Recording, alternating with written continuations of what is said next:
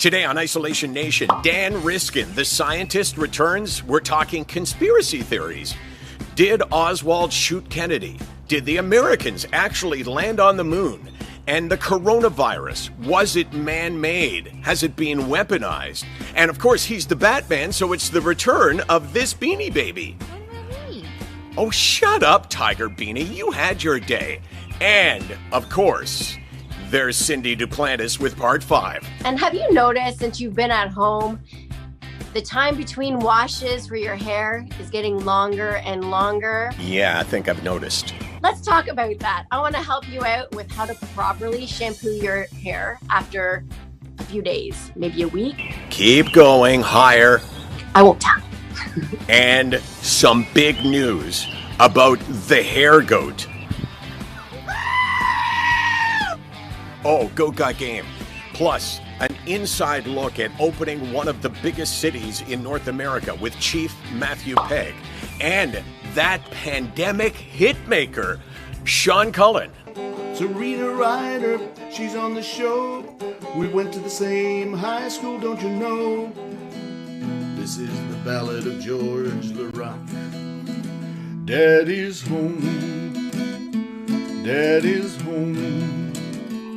Oh, Tessa Virtue, I don't want to hurt you. You know what, Sean? What?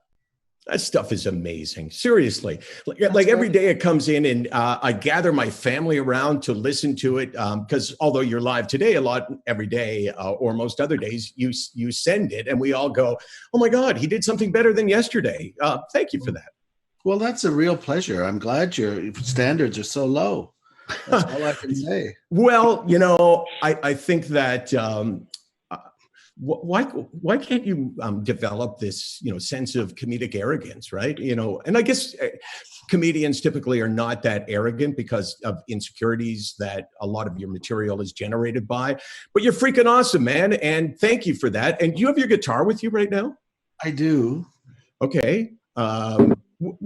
My favorite, by the way, I guess this could be like the request line. I love the George LaRock. I love the fact that were you calling on your inner Johnny Cash? Were you thinking of John? Were you? Of course. I nailed that. I'm so excited because I said, oh my gosh, that kind of sounds like Johnny Cash, one of his ballads. It is. Well, I love the Man in Black.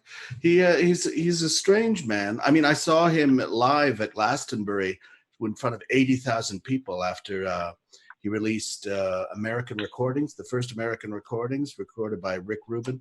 And he was tremendous. I think he was blown away by how many young people showed up to see him. But I love his music. There's a lot of fighting. And there's a lot of people getting killed for some reason in his songs. I think it lent itself brilliantly to George LaRock's career. Not that he killed a lot of people, but he fought. He did for sure. I mean, I don't want to call on you to play even the first bit of the song because you may not remember. You're making this stuff up on the fly. Do you remember any of the George LaRock?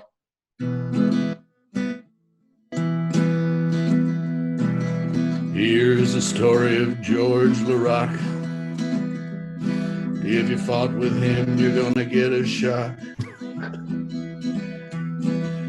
He had the fists of steel. If you punched him, you'd be really angry.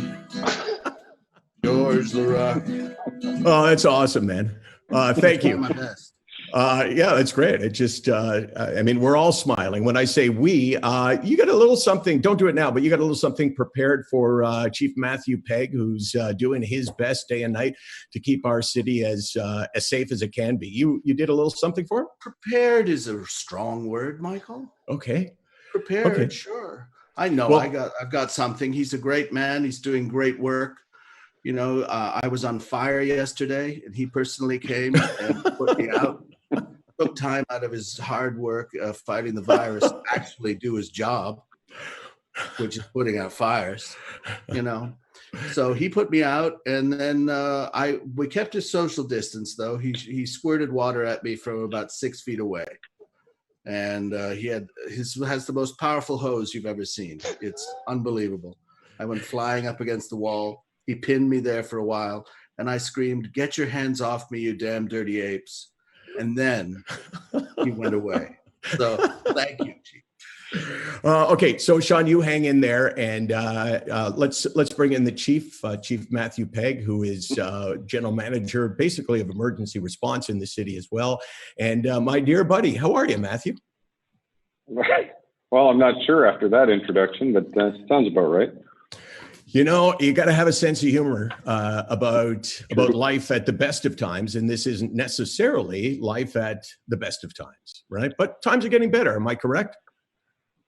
You are correct. We're it's continues to be a long grind certainly for us, but for all of us in the city, and I think pretty much all of us around the world. But we're doing better. We're starting to see little glimmers of hope as our provincial leaders are giving us the green light to turn some stuff back on. So I would say we've stayed the course. We just need to continue and keep that up. Yeah, I would imagine this is a time of, not that last week wasn't a time of great tension and fear, but you're saying, okay, well, I mean, sometime we got to go back to life, right? So you're saying, okay, let's start this process. But you must live, I would think, with concern about taking a step backwards and then going, okay, we got to do this again. Yeah, that's it's always.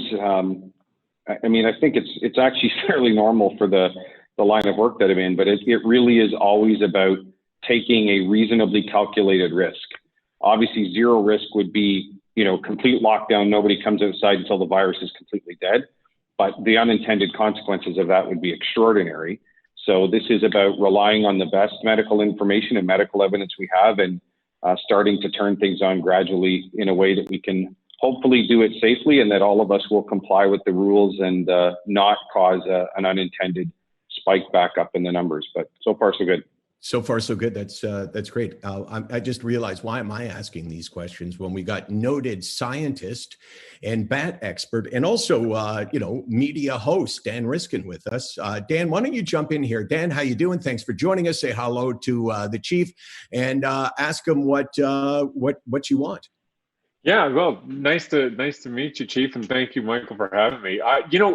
This is good because I get asked a lot of sort of policy questions about how the science should drive policy, but there's a filter between what scientists are saying and what you decide on the ground, and that's reflected by the fact that you see different policies in different places, United States notwithstanding. So, I mean, how do you balance the sort of scaring everybody into complying with keeping their distance and being cautious about leaving the house, and then feeling empowered? How do you balance that mentality for the people you're talking to? Well, Dan, I think the approach that we've chosen to take, and again, big kudos to Dr. Eileen Davila, who's been the science and the medical brains behind the whole operation. But the approach that we have continued to take, and I'm sure we will continue to take, is really to do the very best we can do to be completely candid and honest. So, not some people choose to shield their audience, if you will, from the truth. We try to just tell the truth, to give as much information as we have and share that, and provide the best advice and recommendations, but then really leave it to the common good judgment of all of us to comply to the most, to the greatest extent possible. So I would say it's about that exchange of honesty and truth. And then what do you use for feedback? Like, how do you figure out if it's working, if people are getting the message, if people are complying? Like, do you have spies out in the community that are checking to see if people are wearing masks, or if the people are keeping their distance at Home Depot? Like, how do you manage all that? Well, a couple of different ways. One of the funniest things I've heard, I will share, is one of my good friends is Toronto Police Chief Mark Saunders, and he was asked that question in a press conference early on about, well, how are we, if you're going to be involved in enforcement, how are we going to know you're there? And his answer, quite humorously, was, well, it's not like we're, dressed up as trees hiding in bushes. So there are, yes, there are enforcement teams that are out. Even our approach, though, in Toronto, our approach to enforcement has been to educate first. So the percentage of the percentage of interactions we have that lead to or result in enforcement are extremely low in comparison to just education and helping people understand. The principal means of, I guess, the feedback return, it comes through Dr. Davila and public health by way of case counts and infection rates and the science side of that. But feedback, social media, Michael and I have talked quite a bit actually over the past few weeks about the impacts, both good and bad and good and unintended, around some of the social media feedback. You know, it's an easy place to get direct feedback to something you just did or said.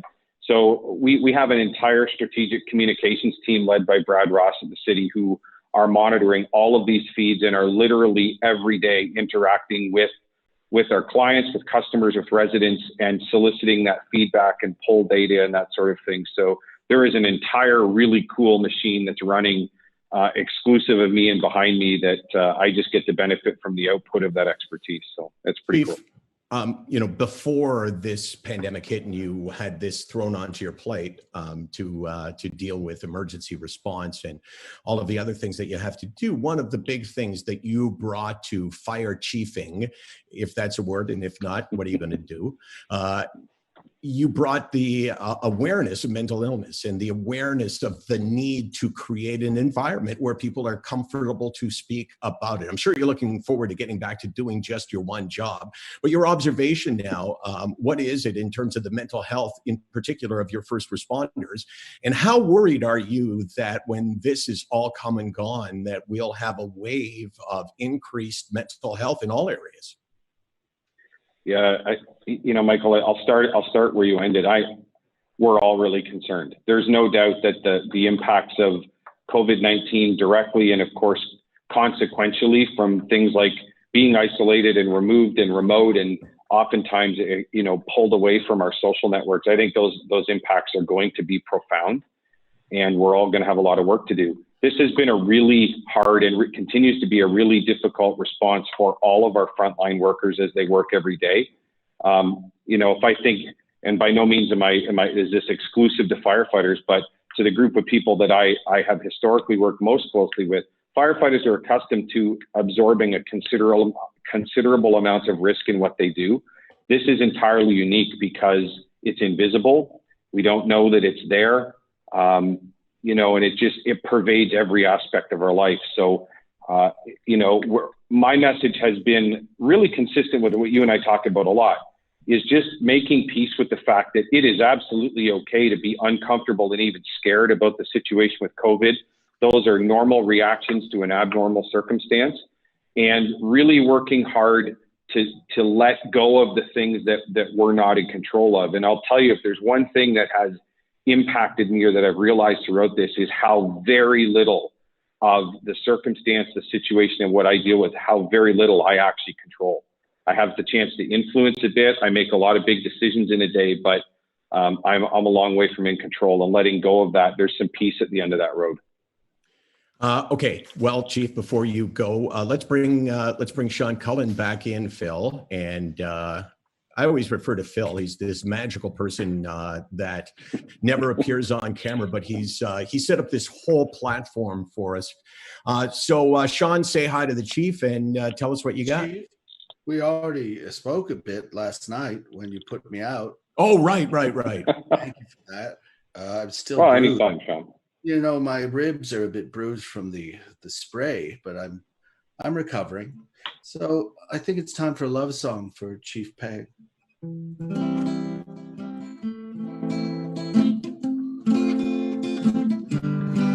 We all love him. He's the best man we know. And everywhere we go, we say, hey, Chief Pegg, I love you. I love your soul. I love the way you slide down a brass pole and save our lives, our children and wives. Oh, Chief Pegg, you're a good egg. Oh, Chief Pegg, Chief Pegg, will you save me today? Oh, Chief Pegg, Chief Pegg. I'm not weird that way, but could you put on your hat for me sometime? I like your hat, it makes you look divine. Oh, Chief Pegg, Chief Pegg, Chief Pegg, he is such a good egg. What do you think? Well, if that doesn't go to the top of the charts, folks, I don't know what's going to go. Exactly. Well, you got to put your hat on, though. I mean, your hat really finishes the whole outlook. Yeah. You know? And, you know, I don't have one, but I should say that, you know, as excellent as that was, what really is the cherry on that sundae is when you sing it with your eyes closed. I think that's just magnificent. Well, that's because I'm feeling it, Chief. Oh my God, he's gone. He's scared. No, I'll be back. Hang on. Chief. Oh, there he is. I'm back. Yeah, Sorry. well, you know, Chief, I close my eyes imagining you going into a burning building, saving people, and it inspires me, you know. And have you ever slid down a pole? I admit to nothing, Sean. Oh, okay. Wow. If I were in the States, I think I would take the fifth. Okay. Well, that was pretty special. And thanks for doing that, Sean. And of course, Chief, thank you for your time as always. And if you want to hang around, that's great. If you want to go and make the city a better place, you can go and do that too. Although if you hang around, that would suggest that you're not making the city a better place. And that would not be something that people should take away from this. Thanks, man. Thanks, my friend. That is Chief Matthew Pegg. And now let's go back to Dan Riskin. Dan, one of the things that you told me, you know, to ask you, which I think is great when you go on to do an interview, as opposed to me guessing what, you know, like what you have inside you. I mean, the first time you were on, I mean, obviously we're going to talk about bats, but now there's all these conspiracies that are out there, you know, from it's man-made, you know, this virus, from it was intentionally used, you know, all of these things. I'm wondering, how do you make sense of them, and do you buy any of them, even a tiny bit? Well, so there are some that are worth a look. In fact, I would argue they're all worth a look, right? I mean, if you're not being a good scientist, if you say, well, it didn't come from where I'm used to getting my information, so I'm not going to even evaluate it. You have to look at it carefully. You have to take it at face value, and then you have to evaluate it based on scientific criteria. And the thing is, there are a bunch of these hypotheses, a bunch of these conspiracy theories that you could sort of rule out pretty quickly. So there was one that 5G networks were helping to spread the virus. And the way the evidence for this was a big map of the United States, and it showed where the coronavirus had appeared in the United States. And then it showed a map of where 5G networks are, and they overlapped. And so people were like, so they're seeing it's the 5G is linked to the coronavirus. But of course, cities are places you can get 5G internet, and cities have the population density that lead to, you know, disease spreading. So that was correlation, but not causation. So, you know, but that has still stuck around. There's still people that are cutting down cell phone towers, believing that there's some kind of a mechanism by which that would work. So that's not there. But I'll tell you the one that I am not totally, I haven't quite figured out. The one that's still a bit of an open question. The virus is not man-made. It doesn't have any of the hallmarks of a virus that is made in a lab. In a computer simulation, it doesn't look deadly enough, so it wouldn't have been made using a computer. It just doesn't look right. It also doesn't have the genes that a virus would have if it had been growing in a lab for a long time. So I don't believe that this virus, and scientists are united in the statement that this is not something that was made by any human. This is a wild virus that came out of the wild. But there's still a pretty big question about how this thing got into people in the first place. And originally, we all thought it was this Wuhan market. We even talked about this. But a case has been published from The Lancet, which is a big journal, a very reputable medical journal, showing a case, the earliest case of this disease in China, in Wuhan, happened December 1st, before any of the cases at the Wuhan market. And that early case wasn't at the market. It was somewhere, a 70-year-old person, no affiliation with the virus lab that's there, but it still puts a question mark on where this virus came into the human population. So that's a question that's going to need to be answered. And unfortunately, the Chinese government is being super, super secretive about everything, not letting their scientists talk to the media. The American media is being super, super aggressive with their conspiracy theories about how this was made by the Chinese. And so because these political leaders are shouting at each other, it's going to be just impossible for us to ever really get an answer to the scientific question.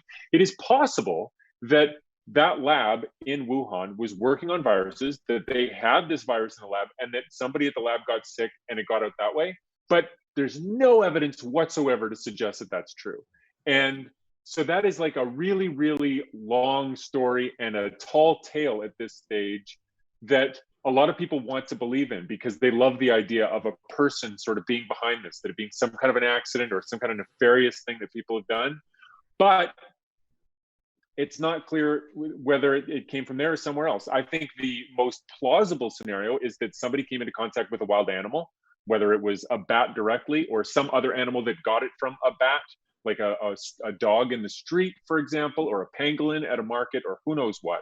But we just don't know how that got into people. And so I'm not a conspiracy theorist, and I'm not saying that it was made by the scientists that are working on viruses, but I can see why there's still a bit of a mess around the questions there. So that's one place where I think I still feel like the water needs to be cleared up a little bit. You said at a market. Did you say penguin at a market? Pangolin. It sounds like penguin. They're weird mammals that are scaly. They're like a scaly anteater type thing. We don't have them in North America, but they're super cute and they're super endangered. And for whatever reason, in traditional Chinese medicine and in a bunch of other places, people think that eating them is good for you or eating their organs. And so they're critically endangered. They live in Africa, they live in Asia. And one of the hypotheses about how this virus got to people is that it went from bats that were kept in cages at a market, and they were next to the pangolins, and it got into the pangolins, and then went from the pangolins to people. And so there's no direct evidence of that. There's no smoking gun. Nobody's found this disease in pangolins, but that's one of the scenarios. And that's still a scenario that's quite plausible. We know that this virus originally came from bats, but we don't know. We know that 40 to 70 years ago, it was in bats. And it may have been bats right up until December, and then it just got into humans then, or it may have been in some other kind of population of animals for some time and then got into humans. We just don't know. So these are the interesting questions that'll be important to answer. And unfortunately, because of all the political stuff that's getting thrown around, I credit the Canadian government for not making, especially the fire chief of Toronto, who has really not made a mess of this. He's done a great job, but the political leaders in the States and China have really made a mess of it. Oh, I don't think there's well, I was going to say there's no doubt about that, but there's probably 25% of the American population that would doubt it. Final question: the pandemic of the Spanish flu, 1917, I guess it started. What happened to that? Like the actual virus? Like, where is it? Right. Yeah. So, I mean, they never found a vaccine for it. Right. And so that was an H1N1 flu. It was in 1918 that it really sort of took off, and it killed, around the world, it's thought to have killed 50 million people. And so if you do the numbers on this thing in terms of how many Canadians were killed by it, it's like 11 times worse than what we're seeing right now from COVID-19. And if you scale it to our population, being what it is now, it's like 50 times worse than what we're seeing right now. So it was a vicious, vicious, vicious virus. It also killed people in their 20s, like healthy young people in their 20s, much more than other age groups, which is a difference we're seeing between that and this one. But it's a disease that spread through the world. It went through people, and then with every successive wave, more and more people had already had it and were immune to it, and the virus was evolving. And so the virus itself, the really virulent, terrible form, went extinct. It didn't persist, but its genes live on. So different versions of viruses are descendants of that. And so there's still H1N1 flus around that have some genes that come from that original 1918. So in a weird way, we're still living in the era of that pandemic. It's just the very, very end of that long trailed out graph, where it went down to a little tiny tail at the end. So it's still with us in a weird way. And it's a reminder that without a vaccine, or even with a vaccine, but with bad policy, COVID-19 isn't necessarily going to go anywhere. It's all really scary. And also, you know, the way you phrase it, this is why you are that rare scientist who can take really complicated things and make them super interesting, which is what we call on you for. Hold on, Dan, for 1 second. Sean Cullen, why don't you rejoin us? First of all, tell me how you're doing. I mean, when you were on the show, I think our second day, something like that, you know, you were talking about your struggles with depression when you were doing the producers and you were on stage in Toronto and you had this like dream part and how, you know, it was a real battle for you. So how are you doing now? I'm doing pretty well. I mean, I've got medication that helps me out and evens out my highs and lows a little bit. And but you know, I'm in a career that kind of puts you in places where you're, you know, precariously balanced as far as emotions go, and it's hard not to take things personally or take them to heart when they don't go well. You know. But I think I'm able now, as I get older, to kind of figure out how to deal with them. I've developed strategies to keep myself positive, and I can see when I'm starting to feel down and in a spiral, and I can do something to make myself pull out of it. Or, you know, I find always if I'm creative, I try and make things, then I feel better. You know, it's confusing talking to a comedian about a serious subject because, you know, so much of your responses to normal questions that I would ask you just, you know, over the course of a conversation, you know, you turn into something that can be funny, right? I mean, that's what you do, and you're really quick at it and really good at it. So when you ask a question, it's like I'm leaning forward going, is he pulling my leg now? Is this going to turn into a joke? And I learned that last time because I thought that, you know, you were talking about this serious matter of your own battle with depression. And I thought, is this going somewhere? But it never did, other than being the truth. I'm sorry. It should have been a lot funnier. Well, you know, you can, well, I'm glad that actually, I still don't know how you're doing. You know, I said, you know, I'm doing pretty well. I mean, I've been doing my COVID-19 online comedy fest. I do about 3 or 4 posts a day, and I put it up on Twitter and my Facebook feed, and people can watch it. And you know, I find that I'm not performing, so I found an outlet for that. It makes me feel connected to people. So I've been getting a good response. People have not been saying, please stop it. So that's a good response, you know. Twitter can be a horrible place, and people can say, I hate your guts. And you go like, really? I don't understand Twitter. Like, if you were walking down the street and someone just walked by and say, you're a fat idiot, you would go like, whoa, that was incredibly mean. But people do it all the time on Twitter. Like, it's a totally different mindset because of the anonymity of it, you know. But I don't know. I've been making things. I've been writing a lot. I've been trying to plan for the future when this is done, and also trying to find ways to find the performance opportunities in this as well, which is, you know, it's challenging because comedy is a conversation between a comedian and an audience. You get a give and take, and it's really hard to do that without that immediate response, you know. But yeah, well, you know, you have done it, you know, for us. So you got your guitar there. Hold on 1 sec. We got our fifth and final view of Cindy Duplantis, who is a hairstylist to celebrities and to regular people. And she's been really trying to keep us from looking horrible during this pandemic, because we know the urge is to cut your own hair. So here's Cindy, episode number 5. Pandemic Survival, a limited How Not To series from Isolation Nation. This week, how not to get these reactions to your hair. All the folks between it, this is terrible. This is one of the worst catastrophes in the world. All the humanity. This is episode 5. It all comes together today. We have learned so much from Cindy Duplantis. We have learned, first and foremost, do not cut your own hair.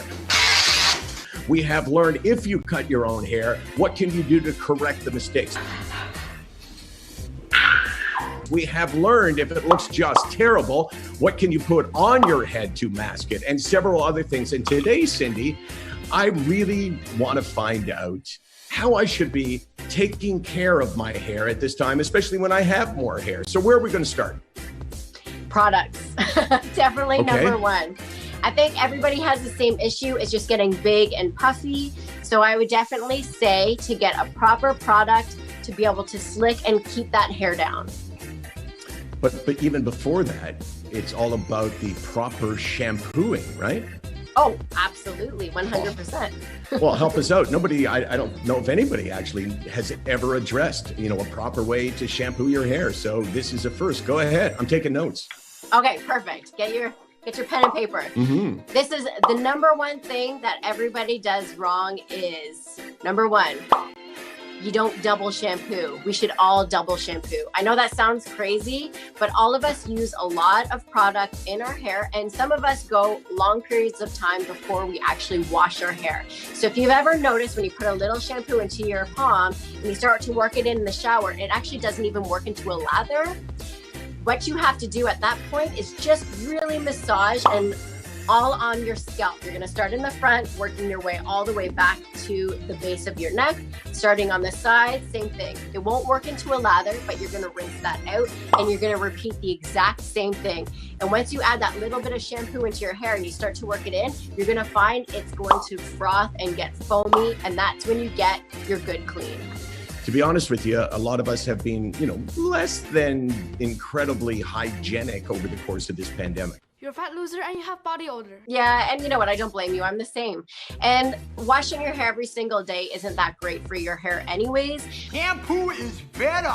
I go on first and clean the hair. A lot of people feel that their hair is oily and they have to wash it every day, but it's actually the opposite. You've been washing it too much and you're irritating the scalp and removing the oils, so it has to kind of go into overdrive to keep doing it. So not washing every day is okay. Thanks, Cindy. Perfect. Conditioner is better. I leave the hair silky and smooth. I can watch Billy Madison probably every day for a week and be laughing just as much on the seventh day, and the same thing for Happy Gilmore. I don't know what kind of reflection that is of me, but Dan Riskin, I could see you nodding your hair. Your head and your hair, because your hair goes with your head. You feel the same way? Yeah, about whether I could watch those comedies, absolutely. Billy Madison, yeah. No, Adam Sandler. I just taught my kids the Hanukkah song. So they don't know who David Lee Roth is, but they think it's pretty funny, and they don't really get the marijuana reference either. So they're still young. We'll get there, but still, little Adam Sandler goes a long way. Yeah, I mean, I don't know why in the hell you're teaching your kids the Hanukkah song in May. I mean, I think that I think I speak for all Jewish people saying, it's kind of offensive that you would do this at this time of year. Wait for Hanukkah. Okay. I probably should, but I'll tell you, I'll do anything to get through a day with these guys, man, because it's day 500 million, and I'm with 3 kids, and I will just anything that works, man. I'll dress up like Santa. I don't care anymore. Sean, anything left in the tank there in terms of strumming and singing and playing? Simple song, I think, and this is just, I know we're not sure if the virus came from bats particularly, but I think just don't eat bats, why'd you want to do something like that? Don't eat bats, oh please, don't eat bats. Bats are weird and bats are scary. They're mammals and they're kind of hairy. Why would you want to eat a bat? Oh, please, don't eat bats. They are blind, they can't see. Then they should be roaming free. Don't eat bats, please, oh, please. Don't eat bats. Don't eat bats. But the thing is, if it comes from a man eating a bat, I just don't understand what was the hurry to get the uncooked bat. Oh my God, I'm so hungry. Are the bats ready yet? Have you finished cooking the bats? I don't care. I don't give a shit. Give me some bats right now. They're really rare, sir. No, give me the goddamn bats I paid for. All right? That's what I don't understand. Yeah, because in different contexts, you would never go into a restaurant, I don't think, and say, look, what's alive in a restaurant? The lobster. The lobster is alive. I find that creepy. Never. I find lobster creepy. When things look the way they were before you started to eat them, I find that to be very distressing. I don't know about you. It is disturbing, but in Asia, I mean, there's so many people that they eat everything they can get their hands on, and that's fair. And I have no, it's not a what would you call it, an indictment of their culture, but they like to do things like take shrimp, live shrimp, and then put them in rice wine. And as the shrimp are getting drunk and drowning or dying, that's the time to eat them. Just give them a couple more minutes. Give them a couple more minutes. Make sure they're dead. Just make sure it's dead before you eat it. That is my little, caveat. Well, I would love if your singing went global around the world and we changed the world and got people eating fewer bats and pangolins and other things. I mean, there's no question it would help those animals out and would probably prevent a disease or two too. So keep up the good work, Sean. I love it. It's always things like in Chinese medicine, they say, in Chinese medicine, eating a pangolin is a great idea. And it helps you with this and that. And you're like, who found that out? Like, who took this ugly, little, weird, creepy thing and said, I'm going to take a bite of that and help me out with my psoriasis? I don't understand it. Like a man walking along with a bad hip, and he goes, you know what it'd be? I'm really, my hip is killing me. And a bear jumps out and he stabs the bear, and the bile from the bear squirts onto his face. And he goes, wow, my hip, it's amazing. This is unbelievable. I don't know how. Tiger penis. Tiger penis is supposed to be good for erectile dysfunction. How do you know that? Was there a man walking in the jungle and he's like, I'm so depressed right now, I cannot get an erection. And then a tiger leaps out and he goes, and the penis goes right in his mouth and he bites it off, and his friends find him later. He's torn to pieces by the wounded tiger. His friends come up and say, hey, where's Steve? I don't know. He's in the jungle, I guess. And they come and they find him and they go, oh my God, Steve was killed by a tiger. But look at the rod on this guy. Unbelievable. Let's try that. I don't understand how it happens. That's all. I'm sorry if I was, off color, blue there. But. So my daughter is sitting here monitoring social media, and my wife is sitting over there. And honestly, you should see it and you should hear it because they're just laughing. That is, you know what? It's not just what you say, but it's everything you do.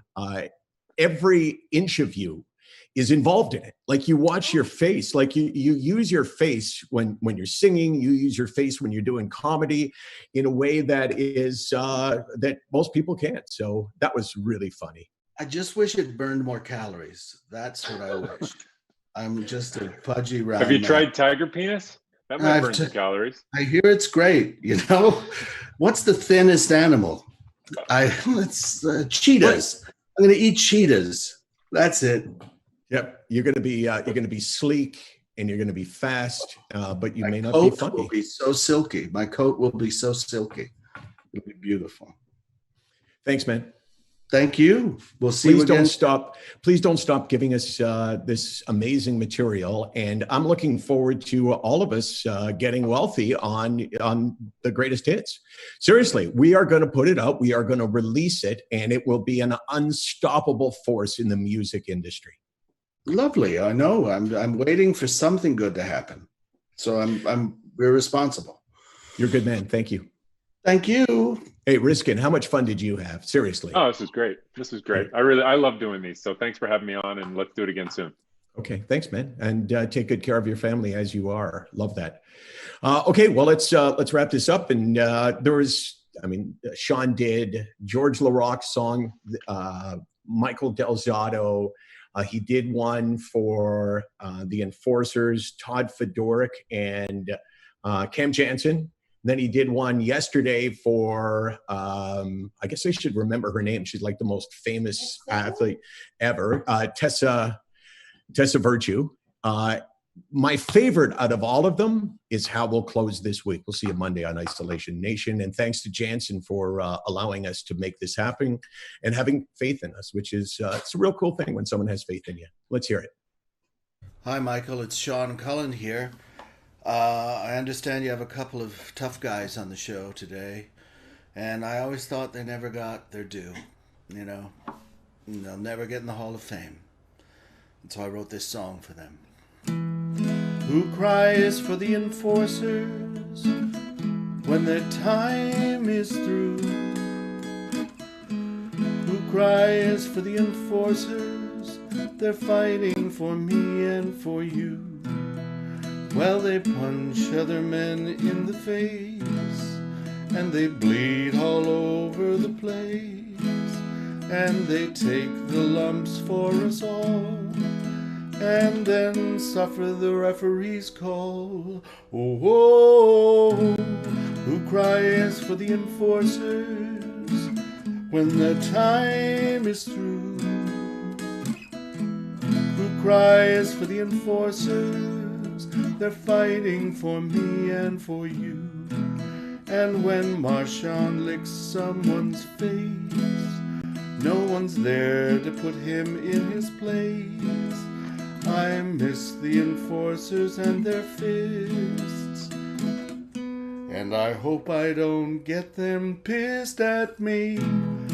Who cries for the enforcers when their time is through? Who cries for the enforcers? They're fighting for me and for you. They'll never make it to the Hall of Fame, but they're such a big part of the game, and they get their faces smacked, and they're attacked by the press. But I love the enforcers, but who cares for them when they're through? Who cares for the enforcers? They fought for me and for you. I hope that eases the pain, and I hope you have a great interview with them. I'll be back later.